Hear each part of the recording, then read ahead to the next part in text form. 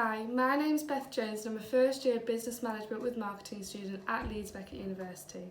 In this video today I'm going to be discussing my consumer purchase behaviour in relation to two products that I have recently purchased and the different theoretical approaches I undertook while buying these products. Let's start off by defining marketing fully.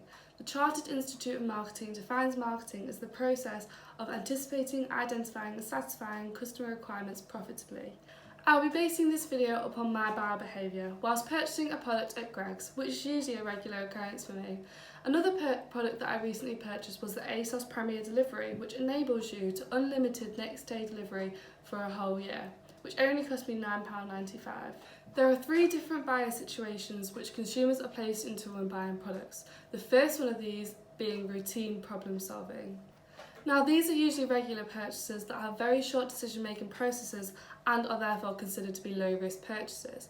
They tend to be also impulsive or habitual. One of my products, a Greggs vegan sausage roll, is an example of a routine problem-solving purchase, as it is usually a regular purchase of mine, which also involves very little risk due to just being as cheap as £1. The second buyer situation is called limited problem solving, and these tend to be less frequent purchases which involve a more deliberate decision-making process. Purchases in this buying situation are moderately expensive and therefore involve more risk to the consumer. This buyer situation would relate to the purchase that I made of Asos Premium Delivery. This isn't usually something that I would purchase on a regular basis, say day to day, due to it costing me £9.95.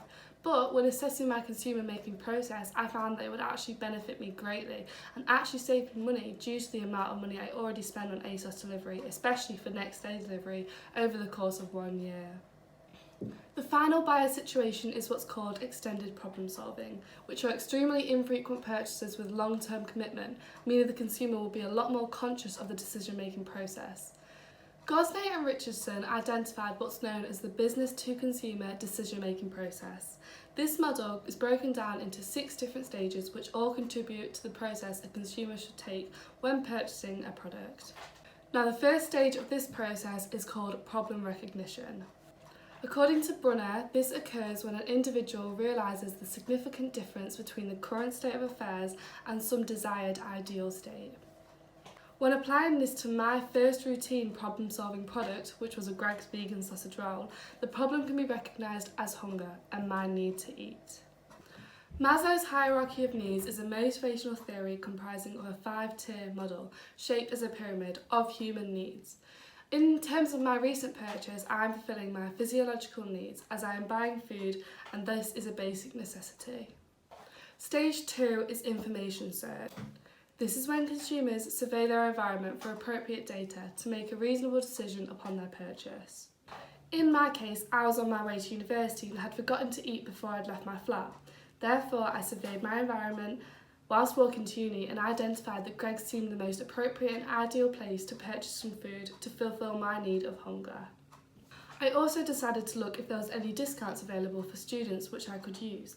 When searching upon uni days and student beans, I found a code to give students a free vegan sausage roll, so this was a huge factor which impacted on my decision to choose Greggs to purchase from. Stage 3 is information evaluation, and this involves the consumer assessing and identifying their alternatives. Whilst walking to uni, there are many alternative food choices which I could have picked, such as McDonald's or Burger King. These places are both within my price range and seem like reasonable options, but my decision was based mainly on the vegan products that Greggs provides, due to me being a vegan myself. Stage 4 is purchase decision. This is when the consumer comes to the final stage within the process and makes the purchase itself.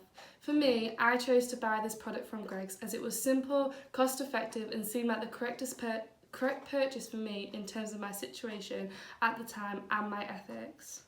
The 5th stage is post-purchase evaluation. Greggs seemed like the ideal place for me to buy some food and it fit all my needed criteria. The 6th and final stage is feedback prior to the next decision. The pestle analysis model assesses the external macro environment of a business. This was a great impact on my decision to buy a product at Greggs, as in terms of the environmental factors in this analysis, Greggs is moving towards a much more ethical and sustainable approach in terms of bringing out its vegan products. Thanks for watching this video, and I hope it gave you more of an insight into my behaviour as a consumer.